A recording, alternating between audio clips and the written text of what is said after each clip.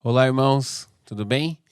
Eu espero que vocês estejam bem. Sejam bem-vindos a mais uma semana do nosso estudo bíblico de quarta-feira.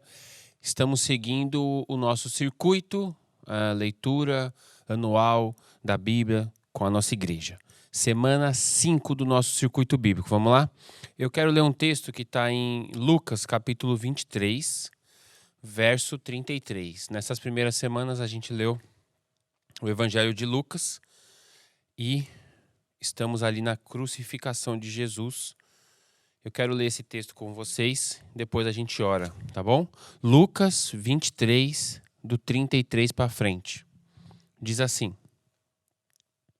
Quando chegaram ao lugar chamado Caveira, ali o crucificaram com os criminosos, um à sua direita e outro à sua esquerda. Jesus disse: Pai, perdoa-lhes, pois não sabem o que estão fazendo. Então eles dividiram as roupas dele, tirando sortes. O povo ficou observando e as autoridades o ridicularizavam. Salvou os outros, diziam. Salve-se a si mesmo, se é o Cristo de Deus, o escolhido. Os soldados, aproximando-se, também zombavam dele. Oferecendo-lhe vinagre, diziam: Se você é o rei dos judeus, salva-se a si mesmo. Havia uma inscrição acima dele que dizia: Este é o rei dos judeus. Vamos orar? Depois a gente vem para esse texto aqui.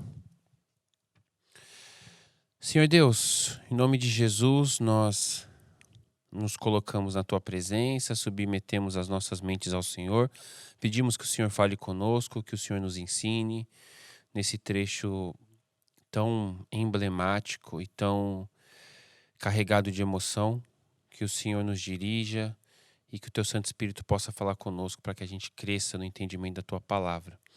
Eu oro em nome de Jesus Cristo. Amém.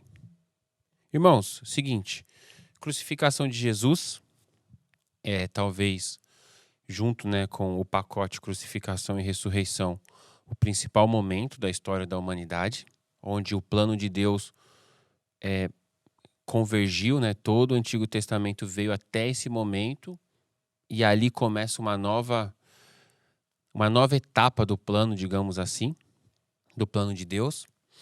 Primeiro era o Messias que viria, o Salvador que viria, aí esse Salvador veio, nosso Senhor Jesus Cristo, morreu na cruz, e dali para frente nós cremos no Salvador que veio, Por isso é um ponto de convergência na história da criação. É um trecho já muito lido, já muito falado, é comum que todas os anos, nas festas de Páscoa, a gente fale sobre isso, a gente lembre desse momento, mas eu acho importante nos dedicarmos um pouco mais a essa situação e tentarmos tirar, talvez não novos aprendizados, mas repetir alguns aprendizados para que a gente possa aplicar à nossa vida. No verso 33, diz: Quando chegaram ao lugar chamado Caveira, ali o crucificaram com criminosos, um à sua direita e outro à sua esquerda. Primeiro, o Senhor Jesus foi para a cruz e ele foi crucificado com ladrões, O outro evangelista vai falar que esses criminosos eram ladrões. A cruz, o fato de ter sido julgado junto com outros criminosos e mais uma série de acontecimentos da vida deles ocorreram dessa maneira para cumprir as profecias do Antigo Testamento. Então a cruz é um cumprimento de profecia, Maldito, o texto diz que maldito todo aquele que pendurado no madeiro, depois diz que Jesus se faria maldição por nós.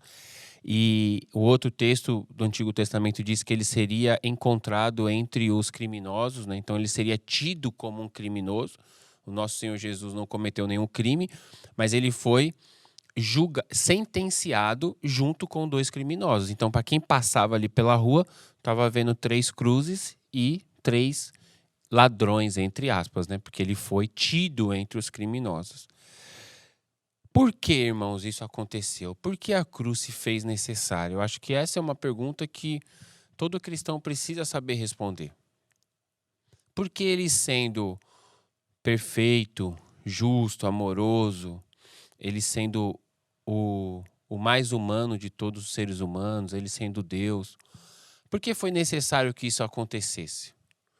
Então, nós como cristãos temos que ter essa resposta para as pessoas. Porque parece uma morte, parece não, né? É a pior das penas de morte. É muito cruel. O nosso Salvador sofreu muito. E por quê, né? Por quê? É importante a gente saber que quem fez isso, biblicamente dizendo, não foram nem os judeus, nem os romanos. Naquela época, o Israel, né, estava sob domínio do Império Romano. Então você tinha os judeus, porque a religião judaica, mas tinha o Império Romano.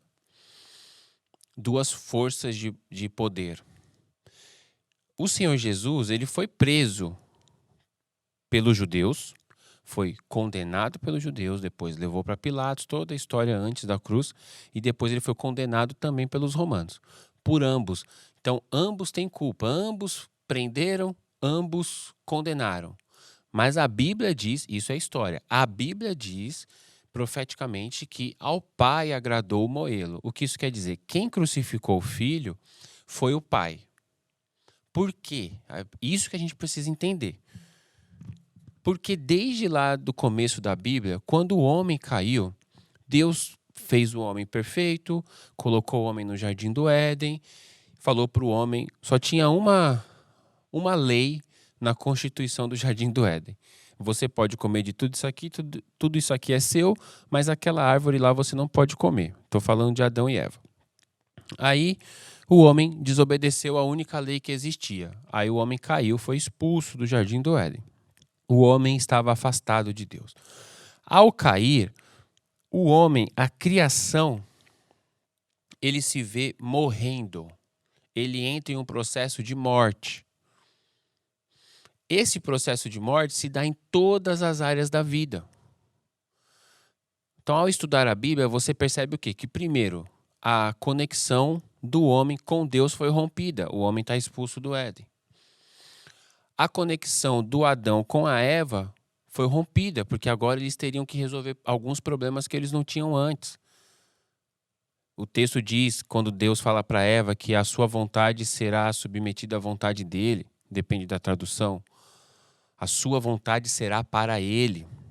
Então começa a ter conflitos que não tinham antes. Então a relação pessoal também foi perturbada.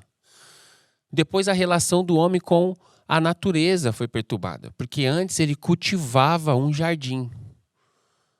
Agora ele planta em um campo. Ele precisa plantar para comer, ele precisa suar. Antes ele cultivava, é uma coisa diferente. E por fim, a quarta relação que foi rompida é a relação dele com ele mesmo. Agora ele se vê como um Deus. Antes ele morava em um lugar que tinha um provedor e tinha uma lei. Agora ele está fora do Éden. Agora ele é o provedor. E ele vai começar a fazer as vontades dele. O fruto que ele comeu, o diabo o enganou dizendo que se vocês comessem, vocês seriam ou serão, porque o diabo falou no presente, vocês serão conhecedores do bem e do mal como Deus. Então, a humanidade fora do Éden passa a ser o próprio Deus dela mesma.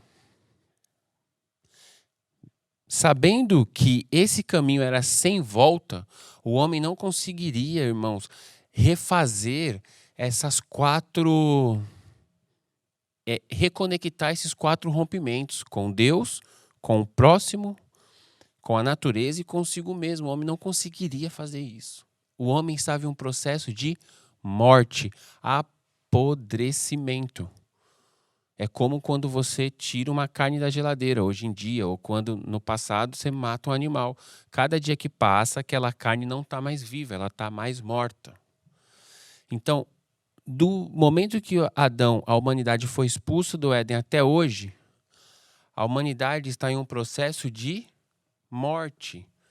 Por isso o texto bíblico diz que o mundo vai de mal a pior, que os seres humanos não estão melhorando como humanos, estão piorando. E aí vem Jesus na história. Por que Jesus? Porque lá no passado, nesse momento que eu estou falando de Adão e Eva, quando Deus aparece, ele dá uma sentença para a serpente, que é o diabo. E ele fala que o filho da mulher, que é a descendência da mulher, vai pisar a cabeça da serpente. Então, daquele momento para frente, Deus promete algo. Promete que pisaria a cabeça da serpente. Aquela serpente que foi no Éden e enganou a humanidade. Beleza.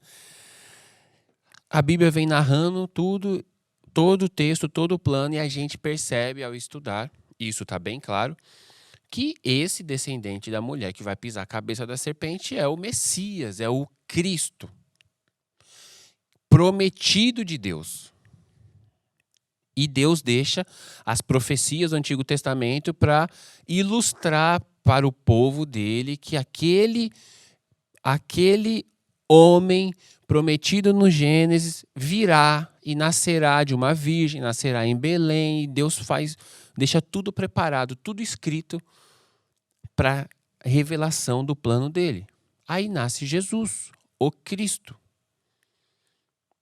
E aí Jesus vai para a cruz. Para fazer o quê, irmãos? Resolver o problema de Adão. Então, quem levou Jesus para a cruz foi aquele que prometeu para a serpente que o faria. Foi o próprio Deus. Deus falou, virá um que pisará a tua cabeça. Você, serpente, vai conseguir ferir o calcanhar dele, mas ele vai pisar na tua cabeça. E aí vem Jesus Cristo, e Jesus Cristo vai para a cruz, e a gente fica sem entender o porquê Jesus foi para a cruz, ou uns ficam, antigamente tinha isso, né?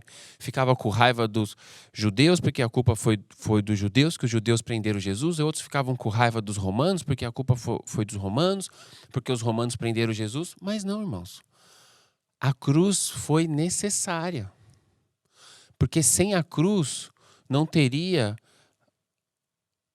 a redenção da humanidade. Sem a cruz não teria a salvação, não teria a resolução daquele problema de Adão. Então Jesus vai para a cruz porque o Pai assim o fez. O Pai assim o quis. Para que ele fosse o Salvador da humanidade. Essa é a resposta que você tem que ter na ponta da língua para quando alguém te perguntar por que da cruz. Como assim Jesus é o Salvador? Quando João Batista viu Jesus, ele apontou e falou assim: eis o Cordeiro de Deus que tira o pecado do mundo. Então aquele homem, ilustrativamente, ele é um cordeiro que tira o pecado do mundo. Que ilustração é essa? Para a religião judaica, o cordeiro oferecido no Yom Kippur, o dia do perdão, o dia de festa, naquele dia, aquele cordeiro tira o pecado da nação.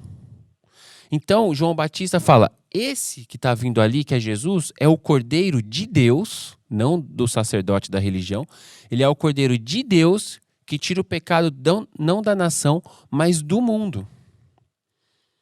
Então agora, uma vez que o Senhor Jesus foi para a cruz e o sangue foi derramado, agora a humanidade passa a ter um novo estágio, um novo lugar para conversar com Deus. O texto continua e no versículo 44, então a gente continua em Lucas 23, verso 44. Já era quase meio-dia. E trevas cobriram toda a terra até as 3 horas da tarde. O sol deixara de brilhar, e o véu do santuário rasgou-se ao meio. Jesus bradou, gritou em alta voz: Pai, nas tuas mãos eu entrego o meu espírito. Tendo dito isso, expirou. Olha quanta coisa tem aqui. O Pai do nosso Senhor Jesus Cristo tem o poder de fazer noite o que era dia. Então, se a cruz não fosse um plano de Deus, ele teria o poder facilmente de tirar o filho da cruz. Lembre-se que antes de Jesus ir para a cruz, Jesus perguntou para o Pai: Pai, se possível for, afasta de mim esse cálice. O que quer dizer? Pai, se possível for, se for da sua vontade, permita que eu não sofra a cruz. Entende como era o plano de Deus? Era dia, 3 da tarde, o dia escureceu, o sol deixara de brilhar e o véu do santuário rasgou-se de cima a baixo. Essa informação parece que está solta. Ele está falando, Lucas está falando de algo que aconteceu do lado de fora, aos pés da cruz. Era meio-dia, começou a ficar escuro, 3 da tarde, estava 100% escuro e Jesus gritou: Pai, nas tuas mãos entrego o meu espírito. No meio desses 2 versos, Lucas insere uma informação. E o véu rasgou lá dentro do templo, dentro da cidade. Jesus estava sendo crucificado fora da cidade. Lucas está relatando e contando um acontecimento. Ele julgou ser importante parar um relato que estava acontecendo em um lugar, ao lado de fora da cidade, ao ar livre, um relato de sangue.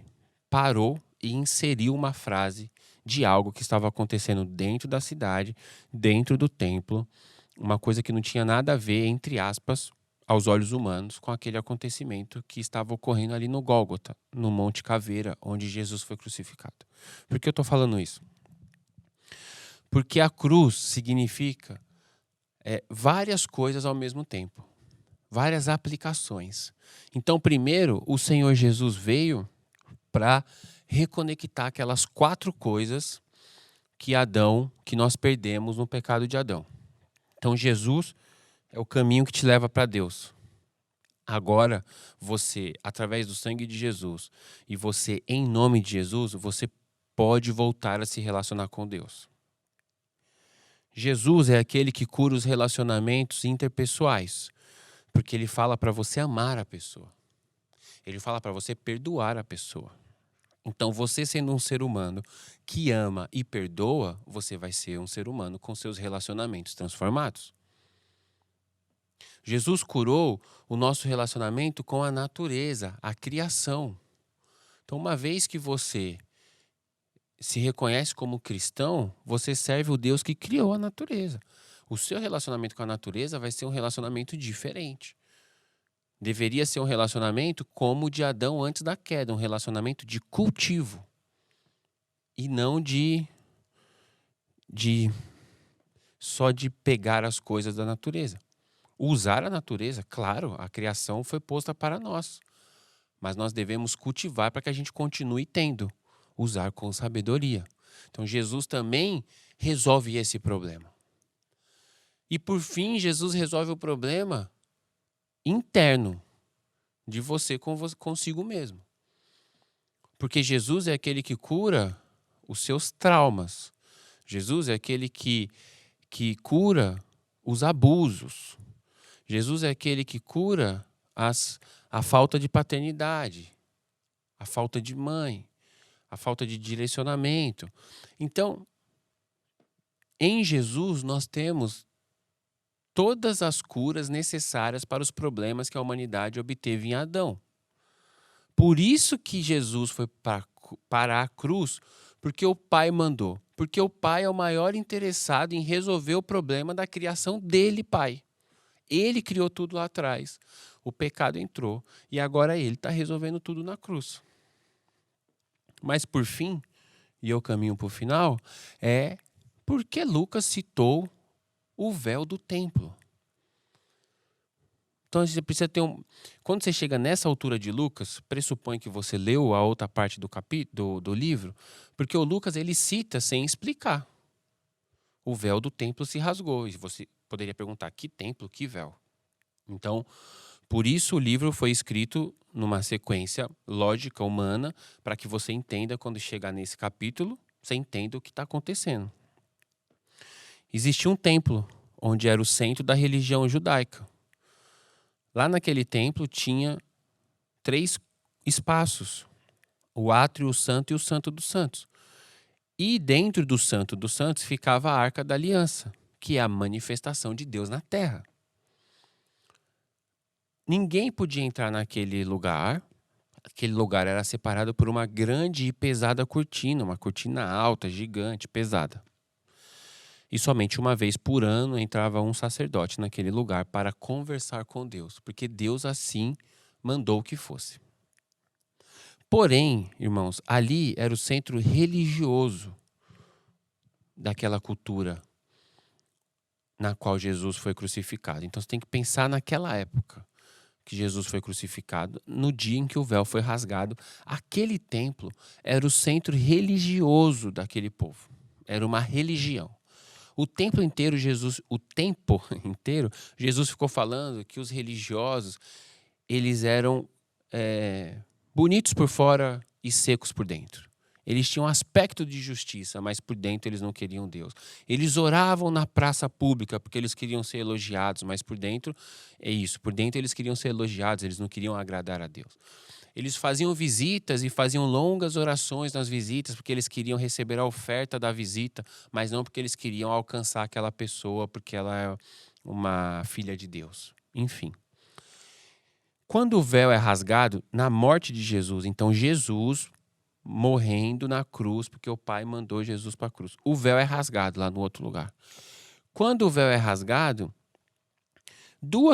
tem duas aplicações interessantes a esse texto, e uma não anula a outra. A primeira é que Jesus rasgou o que separava a humanidade de Deus. A arca representava a presença de Deus. Tinha um véu que ficava no meio, porque a humanidade é pecadora e precisava do sangue do Cordeiro para entrar no Santo dos Santos. Jesus é o Cordeiro perfeito. Então, quando Jesus morre, o sangue de Jesus cobre aquele que acredita nisso, que crê nessa morte. Uma vez que você foi coberto pelo sangue, você está purificado. Uma vez purificado, você pode entrar diante de Deus. Então, essa é uma analogia, é uma aplicação desse texto. O véu rasgou de cima a baixo para provar que não foi rasgado por mãos humanas, de baixo para cima, era muito alto, o véu foi rasgado de cima embaixo, Deus rasgou o véu para mostrar que o caminho até ele estava livre agora em Jesus. Beleza. Mas a aplicação que eu mais gosto é essa outra, que uma vez que o véu foi rasgado, o mundo pôde ver o Santo dos Santos, que nunca tinha sido exposto para ninguém. E no Santo dos Santos, deveria estar a Arca da Aliança, que representava a glória de Deus. Olha quantas, o deveria e o representava. Só que a Arca da Aliança não está mais no templo há séculos, não é nem há anos, não é nem há décadas. A Arca não está lá dentro há séculos. Então, o que Deus está mostrando? Existe a religião perfeita, Jesus Cristo. E existe a religião que estava seguindo um cômodo vazio. E quando Deus rasga o véu, as pessoas ficam expostas ao quê? A religião delas. O que é a religião delas? O vazio. Uma vez que Adão foi expulso do Éden, Adão virou seu próprio Deus. O que Jesus veio resolver na cruz é falar assim: você, ser humano, não é o seu Deus. Fala o seu nome aí. Você, Pedro. Eu, Pedro, eu não sou o meu Deus. Eu não tenho regras para mim. Eu não sou quem supre as minhas necessidades. Por quê? Porque existe um Deus. Porque se eu continuar sendo o meu Deus, se eu continuar suprindo as minhas necessidades na força do meu braço, e se eu tiver as minhas leis, o que significa ter as minhas leis? Eu digo o que pode e o que não pode para a minha vida. Eu, quando leio a Bíblia com os meus olhos de Deus. E eu falo, esse texto aqui é verdade, esse outro texto aqui pode ser que não seja assim. Esse texto aqui é fácil de cumprir, esse outro texto é muito difícil, Deus vai me perdoar lá na frente. Então você vai para a Bíblia como um Deus. E aí você julga o Deus da Bíblia. Esse texto aqui faz sentido, esse outro aqui não tanto. Isso aqui Deus está sendo muito radical. Eu acho que esse aqui o homem mexeu nesse texto. Mas nesse versículo anterior, eu como Deus, eu digo que ele é bom, então o homem não mexeu. Mas 2 versículos para frente, eu como Deus digo que não está aprovado. Então eu acho que o homem mexeu nesse texto. Aí a gente cria a nossa religião, onde nós somos Deus, nós julgamos tudo e nós temos as nossas demandas supridas pela força do nosso braço. Esse é Adão no campo, fora do Éden. Jesus morreu para mostrar para você que você não é um Deus, que você não supre as suas necessidades e que você não tem condição ou condições de dizer o que é certo e o que é errado. Porque você, como todos os seres humanos, você muda. Você muda conforme o clima. Tem dia que você está mais feliz porque está sol. Você muda conforme a partida de futebol do seu time. Você fica bravo porque seu time perdeu. Você muda com um telefonema. Se alguém te liga do Brasil, se alguém te liga contando um problema, você muda. Então você não tem condições de falar o que é certo e o que é errado para você, porque você muda. Tem coisas que você vai falar que hoje são certas, que amanhã você vai falar que são erradas e vice-versa. Só quem não muda é Deus, o eterno, o imutável. Então ele tem condições de falar o que é certo e o que é errado. Então uma vez que você entende isso em Jesus, você está convidado a voltar, alegoricamente, a voltar para o Éden. Como que você volta para o Éden? Olhando para dentro do seu coração, olhando para o cômodo mais interno do seu coração, que é o santo dos santos do seu coração, rasgando o véu, vendo que está vazio, vendo, olhando para dentro de si e vendo que está vazio. Eu não tenho condições de legislar sobre a minha própria vida. Eu não tenho condições de falar que sou eu que supro as minhas demandas, porque o dia que eu cair de cama, quem vai pagar minhas contas? Eu sou só um ser finito. Uma gripe me derruba. Eu sou um ser vulnerável. Um amigo que foi embora, um relacionamento que foi quebrado, um filho que me maltratou, um pai que me maltratou, eu fico mal. Eu sou vulnerável. Então você olha para dentro, como os judeus olharam para o Santo dos Santos e falaram, não tem nada lá dentro. E é como se Deus falasse, tá vendo? Não tem nada aí dentro. Aí você olha para onde? Para a cruz. E o que tem na cruz? Um corpo ensanguentado. Não um corpo qualquer. O corpo do Cordeiro de Deus que tira o pecado do mundo. Uma vez que você entendeu isso, e na cruz em cima estava escrito o quê? O Rei dos Judeus. Uma vez que você entende que Jesus é o Salvador da humanidade, é o Rei dos Judeus, e que nele o pecado de Adão foi solucionado, você descansa de querer ser Deus, porque agora você tem um Deus. Você descansa de querer ser quem supre as suas demandas, porque agora você tem um Deus que fala, come de todo o fruto de toda a árvore. Eu, Deus, vou dar o sustento. Eu, Deus, vou mandar a chuva. Eu, Deus, vou abençoar o seu dinheiro. Eu, Deus, vou cuidar de você quando você faltar. Descansa. Não estou falando para ficar sem trabalhar, estou falando para descansar e saber que Deus está no controle. E por fim, quando você olha para Jesus e você encontra esse Deus, você encontra alguém firme, fixo, que não muda. E ele falou o que é certo e o que é errado. E agora você tem a condição de liberdade. Olha que lindo isso, porque antes você seguia você, que é o seu próprio Deus. E você não consegue se ver sem você. Você está preso em você. Agora você está em Deus. E em Deus você tem a liberdade de ir para o certo ou ir para o errado. Porque agora você sabe. Uma vez que você aceitou Jesus, você está em Deus. E Deus está falando, dá para comer e dá para não comer. E você agora escolhe. Bendito aqueles que escolhem obedecer. Então agora você sai de uma posição de arrogância e de falar, eu sou o Deus da minha vida, e olha para a cruz e fala, obrigado, Senhor Deus, porque o Senhor resolveu o meu problema. Porque o Senhor pagou o preço. Porque o Senhor entregou o que você tinha de mais precioso por amor a mim quando eu era inimigo do Senhor. Inimigo no sentido de que eu era um outro Deus. Logo, eu não queria o Senhor. Nós éramos inimigos de Deus, do Deus da Bíblia. E Ele mandou Jesus, mandou o próprio Filho para a cruz, para que nós, inimigos, nos tornássemos amigos dele.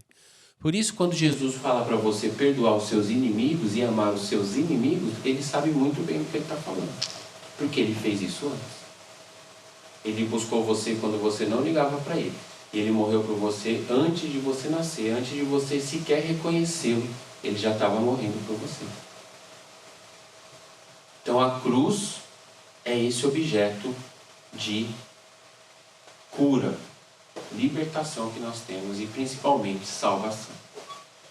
Uma vez dito isso, lembre-se sempre, a cruz dos cristãos está vazia. Não tem um corpo morto na cruz. Porque 3 dias depois, o Senhor Deus o tirou da morte. E ele esteve sobre a terra, andou com os discípulos, e dias depois ele foi para o lugar dele de origem, para os céus. E hoje ele está à direita do trono de Deus, reinando absoluto. Louvado seja Deus por isso. Vamos orar? Senhor Deus, obrigado. Obrigado pela tua palavra. Obrigado porque o Senhor nos consola, nos conforta e nos edifica. Que o teu nome seja exaltado, Senhor Deus. Que o nome de Jesus Cristo seja posto sobre todo nome. Que o nome de todo homem caia por terra. E o nome de Jesus seja o nome mais doce, mais alto, mais aclamado, mais adorado na terra. Maranata, que esse dia aconteça logo. Obrigado, Pai, pela tua paciência conosco. Obrigado pelo teu amor infinito. Obrigado porque o Senhor nos amou primeiro. Obrigado porque em ti nós temos salvação. Que o teu nome seja louvado, engrandecido e adorado. E que o teu Santo Espírito convença-nos do mistério da cruz, aliás, do milagre da cruz, e que nós possamos nos prostrar aos pés de Jesus Cristo, vivo, Rei, profeta, Senhor e sacerdote das nossas vidas. É em nome dele que eu oro, em nome de Jesus Cristo, o nome mais doce que há. Amém. Deus abençoe, irmãos. Até mais, até semana que vem.